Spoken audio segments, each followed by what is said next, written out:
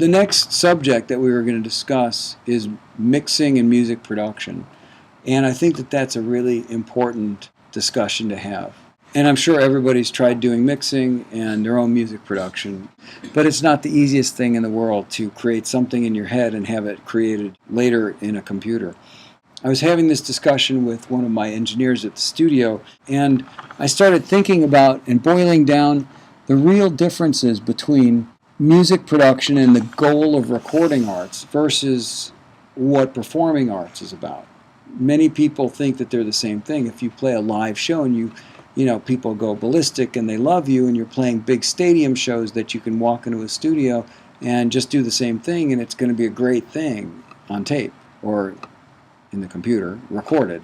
And it's not necessarily true, because recording arts and performing arts are two different kinds of animals in many ways, and it's hardly ever discussed. So if you play an instrument, one of the main things that you have at your discretion to create a mood and express your creativity is not just the notes you play and not just the timing you play it, but the dynamic in which you play it. Especially people that play piano understand that playing softly, playing loudly, all of this goes in, especially classical players. They understand that that's really a hugely expressive part of the music creation. And so in a live performance, a lot of your performance value is based upon dynamics. In the recording studio, on the other hand, dynamics is a difficult thing to record properly because, as we discussed earlier, that when you hit an instrument louder or quieter, it changes the harmonic content, it changes how sounds blend together, it changes everything. And from the very sort of end product kind of viewpoint, a recorded product is to be exploited commercially. It's exploited commercially whether it's over terrestrial radio, internet, or streaming, whatever it is. The dynamic of the final product has to be consistent with other dynamics of final products. So when you're streaming one song and then the next song and the next song, one song isn't quieter than the next, one song isn't louder than the next. That has to do with mastering to make a consistency out of it. But it also depends from the very beginning of the recording process that we're always trying to limit dynamics. Not only does it make it sound better when you compress sounds, because you're hearing more of the upper harmonic content, but also you're limiting the dynamics of quiet to loud without destroying the performance value of the performer playing quiet or playing loud to express their musicality. So you're sort of in conflict with each other. So in the live performance arena, the dynamics is hugely important and welcomed, where in the recording studio, the dynamic is usually tried to be not taken out completely, but limited.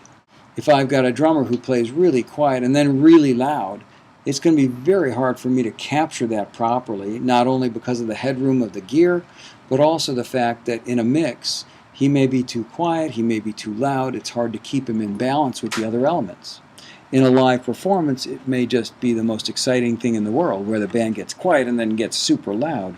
So that's one of the primary things that came to mind today, actually, thinking in the overall larger sense of what mixing is and what music production in the recording studio is versus in a live arena.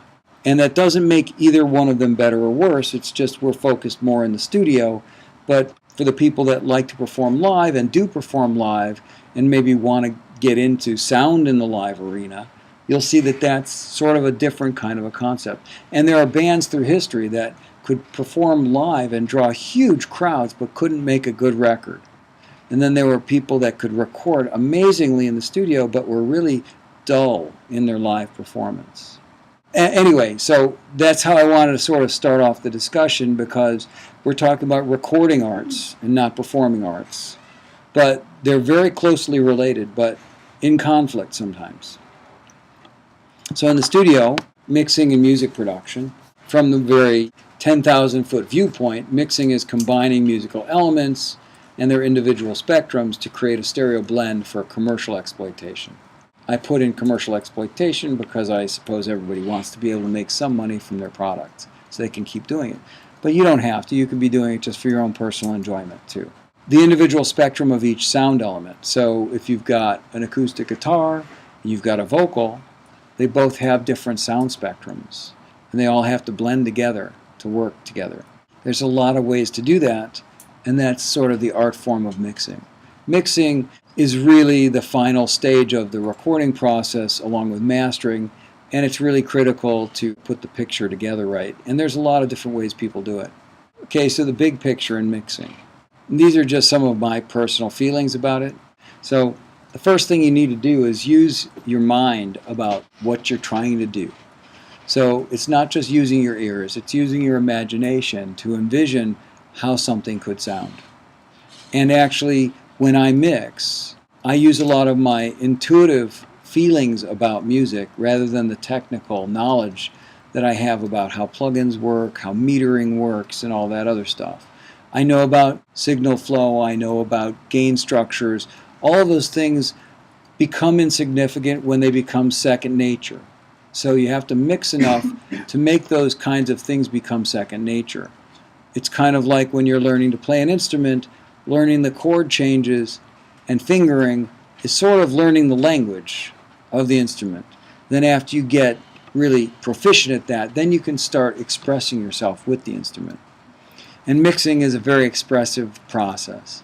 Imagining the overall sound picture and the emotion you want to communicate to your audience, what the song is about. If we're talking about mixing a song, we don't have to be mixing songs, we could be mixing symphonies, choirs. I mean, all that stuff is important as to what you're mixing, but let's just take as an example, say you're mixing a song.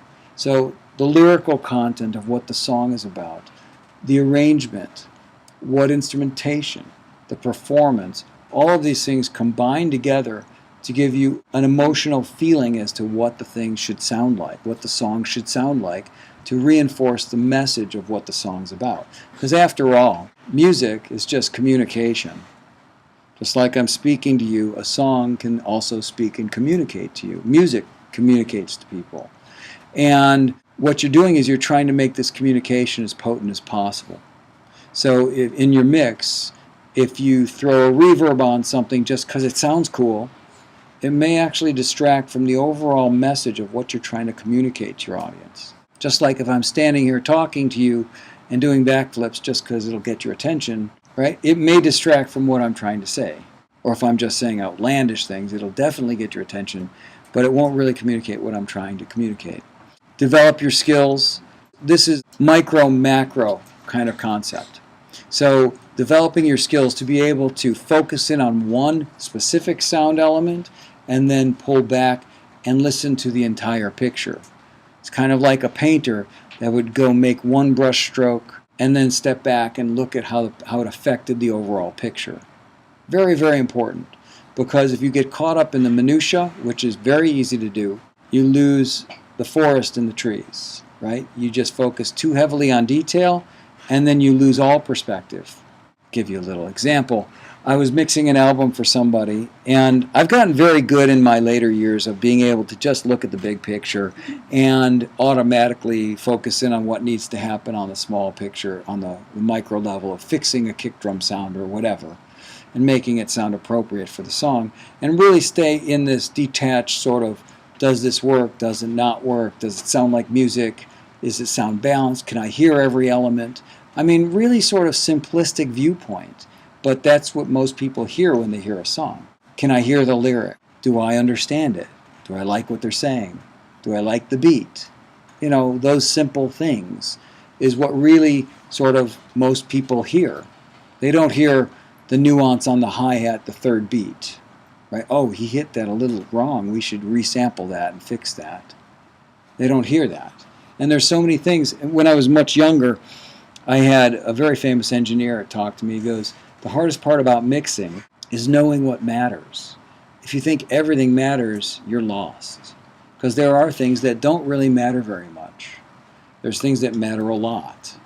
And being focused on what really matters is the ultimate way to mix. So I was mixing a record just recently, and it was with a very good keyboard player producing, but this was his first production.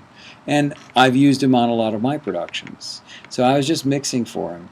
And it was fascinating to watch him because when we were mixing one of my projects, he's always looking in the big picture, very detached. Oh, that's a great performance. That's good. That's great. That's good. You know, versus nitpicking every little detail. But when it was his production, it was entirely different. So every little detail mattered, and I was rearranging mixes now for 3 weeks. Oh, the vocal's too quiet. Bring it up. No, the vocal's too loud. Bring it down. No, the keyboards are too quiet. Oh, no, you need to pan that. I think it should be a little brighter on the hi-hat. You know, these little minute details that now he's overly focused on because he's trying really hard to make it great. And when you try really hard to make it great, it's really hard to do a good job. And this is really one of the main things, is that once you learn the language, it's doing it and trusting your judgment and trusting the process. And you know, it's real easy to say later, oh, this stunk, I'll go do it again. Or just like writing a draft of a paper, if you get caught up on every sentence being perfect, you never get the paper written.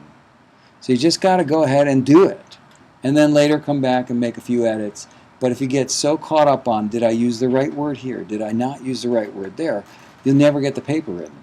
So I found it fascinating because he was so great when it wasn't his project, but when it was his project, it was an entirely different thing. And I think most of you would probably be the same way, because when it's your song and you're the vocalist, it matters differently than if you're recording someone else.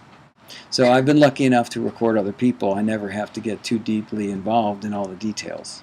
You really sort of have to stay a little detached and sort of listen to it as the audience would listen to it. Individuals and group sounds must be working together to create one sonic picture. And many times people sort of confuse this in the minute part of mixing. So for example, you're mixing a drum kit, and you've got 8 tracks of drums. So let's say you've got a kick drum, snare drum, hi-hat, toms, overhead, cymbals, the whole work. You spend so much time focusing on getting the perfect kick drum sound that it just doesn't seem to work with the other drum sounds. But it's a perfect kick drum sound, but the snare drum doesn't sound like it belongs in the same kit. So you have to really think of the drum kit as a rhythm element and make the drum kit work together as one rhythm element with separate pieces to it. People focus so heavily on separate drums that they lose sight of the fact that these drums all have to work together, and that's sort of a microcosm of what mixing really is.